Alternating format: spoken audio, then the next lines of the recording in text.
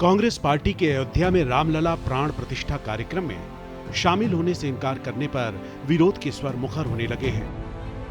Congress party ने बयान जारी कर आरोप लगाया कि आरएसएस और बीजेपी ने राम मंदिर को राजनीतिक परियोजना बना दिया है।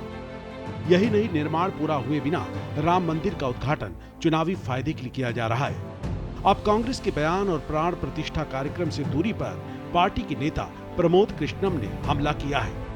प्रमोद कृष्णम ने एक्स पोस्ट कर लिखा कि श्री राम मंदिर के निमंत्रण को ठुकराना बेहद दुर्भाग्यपूर्ण और आत्मघाती फैसला है। उन्होंने कहा कि आज उनका दिल टूट गया। प्रमोद कृष्णम का ये दर्द उभरना तय भी था, क्योंकि प्रमोद कृष्णम लगातार राम मंदिर प्राण प्रतिष्ठा में शामिल होने को लेकर विरोध करने वालों को घेर रहे थे। इससे पहले अखिलेश यादव और ममता बनर्जी को भी उन्होंने निशाने पर लिया।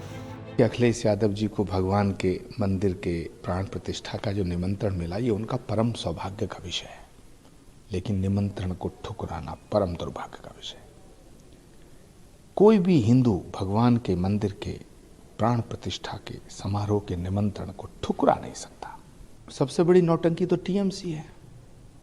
कभी मोदी जी की तारीफ करते हैं, कभी मोदी जी का विरोध करते हैं, कभी ईडी पे हमला करा देते हैं, कभी सीबीआई को कैद कर लेते हैं। तो जो सबसे बड़ी नौटंकी का केंद्र है वो तो टीएमसी है।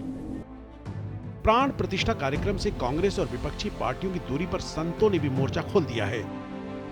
राम जन्मभूमि ट्रस्ट के मुख्य पुजारी आचार्य सत्येंद्र दास, हनुमानगढ़ी मंदिर के महंत राजू दास और विश्व हिंदू परिषद के कार्यकारी अध्यक्ष आलोक कुमार कह रहे हैं कि राम तो सबके हैं, प्राण प्रतिष्ठा में शामिल होना चाहिए। हालांकि ये भी कह रहे हैं कि जो पार्टी राम को काल्पनिक कह चुकी है, उसकी कार्यक्रम से दूरी पर कोई आश्चर्य नहीं होना चाहिए। भगवान का कोई अस्तित्व नहीं है। ऐसी स्थिति में आएंगे तो लोग पूछेंगे कि आखिर गए आप, और जब अस्तित्व नहीं है तो आप किसको देखने गए थे, किसका दर्शन करने गए थे। इसलिए उनको और शर्मिंदा होना पड़ेगा। तो शर्मिंदा न हो इसीलिए पहले कह दिया और आरोप लगा दिया कि वो राजनीति के कारण, सत्ता के लिए कारण यह अनुष्ठान कर रहे हैं।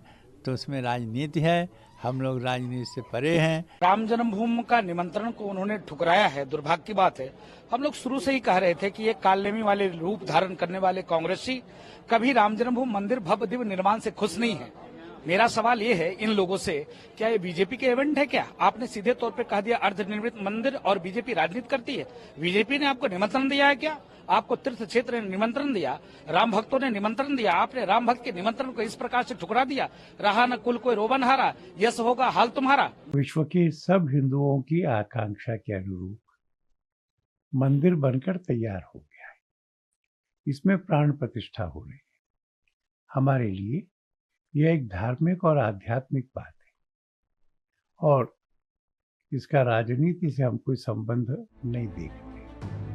राम मंदिर प्राण प्रतिष्ठा की घड़ी जैसे जैसे करीब आ रही है, कार्यक्रम के पक्ष और विरोध में स्वर उठ रहे हैं। सनातनी परंपरा पर अटूट भरोसा करने वाले जहां इस मंगलकारी तिथि का साक्षी बनने के लिए बेताब हैं, तो वही विरोध करने वाले पूरे कार्यक्रम को ही राजनीतिक बनाकर दूरी बना रहे हैं। लेकिन जिस तरह से विरोध करने वाली पार्टियों के अंदर से प्राण प्रतिष्ठा को लेकर मर्म दिख रहा है, वह निश्चित तौर से पार्टियों के लिए मुसीबत बढ़ाने वाला है। Bureau report, Bharat express.